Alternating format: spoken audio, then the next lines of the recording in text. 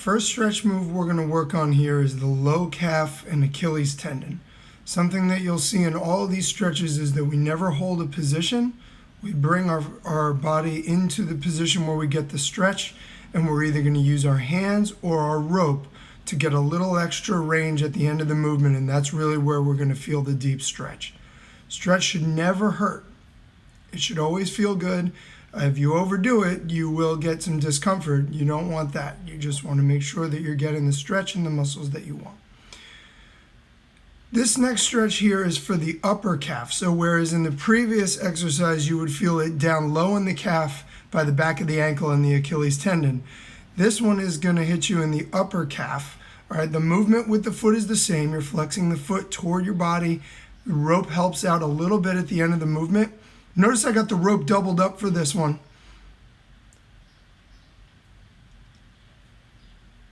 And this one will hit you more in the upper calf or maybe even behind the knee.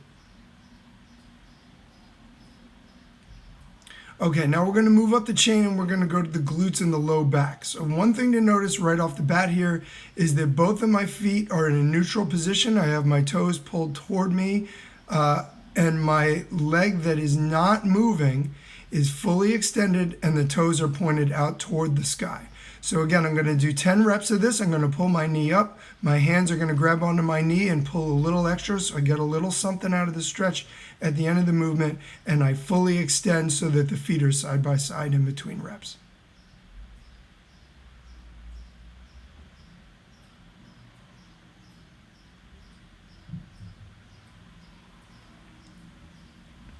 Next, we're going to go to the hamstrings. Now there's two different stretches here. This is the straight leg hamstring. Notice that the leg that I'm not stretching, I have a bent knee and my foot is flat on the ground, and the knee that on the leg that is moving is locked. My foot is in a neutral position. So once I've done 10 reps here, notice I'm walking my hands up the rope and then sliding the rope back through my hand at the end of the movement. So I only really pull on the rope at the end of the movement. Once I've done 10 reps, I pull my foot back into the highest position I can get, put my hand behind my thigh, and now I'm moving the leg at the knee joint and not at the hip. So I'm just bending and extending the knee. Notice I'm reaching that fully extended position at the top. If you can't reach that fully extended position, then your leg is too high and you need to lower it. So again, I'm walking my hands up the rope, sliding the rope back through my hands as my leg goes down. Notice my leg goes all the way down, and the non-working leg has a bent knee with the foot flat on the ground.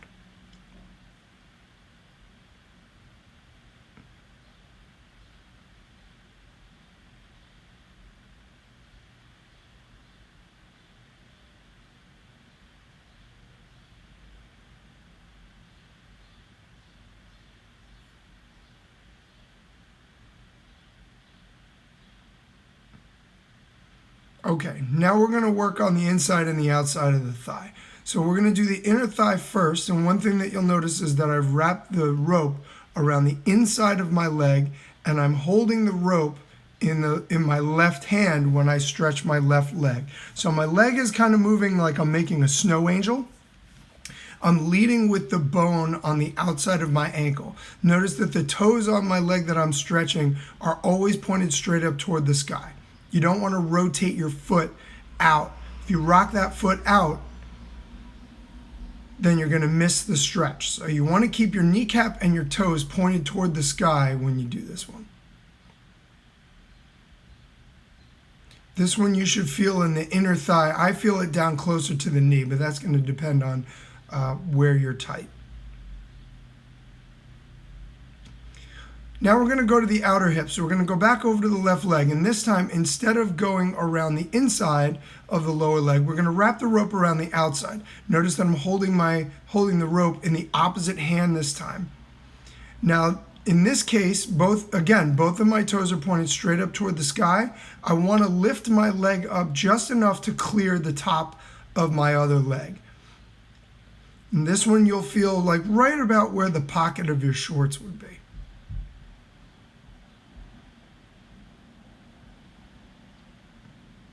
Take a look on this one about how the rope is being gripped.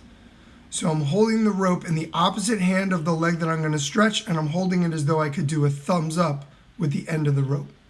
It does help to choke up on the rope a little bit on this one. You get a little deeper stretch out of the hip.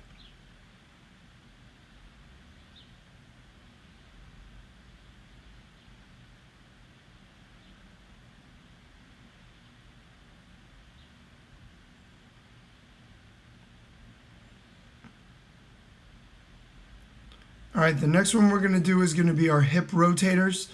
This one you'll also feel deep in the hip.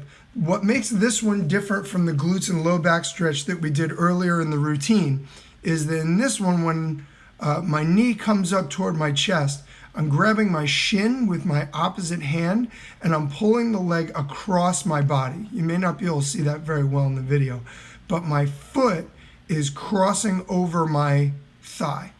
Okay, again, check out the non-working leg. The kneecap and the toes are still pointed straight toward the sky. Very important out of the non-working leg.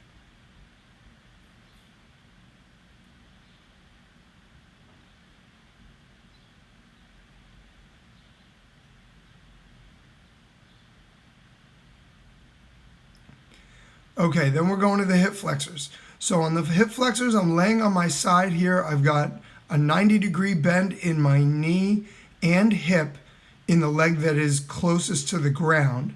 The top leg, I'm pulling through a full range of motion. So I'm bringing my knee up toward my hip, and then I'm feeling the stretch when I pull my leg back behind me. One thing that's important with this stretch is notice that my thigh on the leg that I'm stretching, the thigh is parallel to the ground. A lot of people will pull that knee up higher so it's angled up toward the sky. You want to prevent that. Okay, now we're going to the T-spine. This is the open book stretch. I'm in a very similar position to what I was doing for the hip flexor. It's important to remember that this is a spine stretch. So the movement of the hand is really just to guide the movement of my shoulders.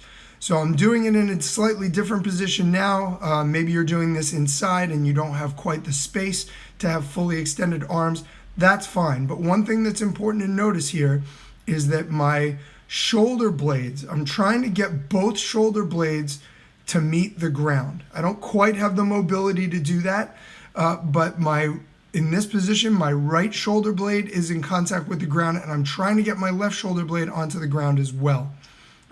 You do this for a couple of weeks in a row, your mobility in your spine will improve, and you'll notice that you can get both of those shoulder blades down. I want to keep my knees stacked and keep my bottom knee in contact with the ground at all times. Now here's a variation on that stretch where you keep both shoulder blades pinned onto the ground and swivel the lower body. So what I'm trying to do here is keep my knees in contact with one another and touch my outer knee to the ground.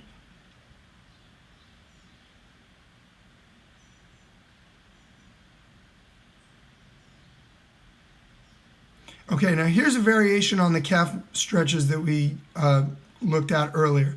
These don't involve the rope. In this one, you're standing. So this one would hit the lower calf and Achilles tendon. Notice that both of my knees are straight.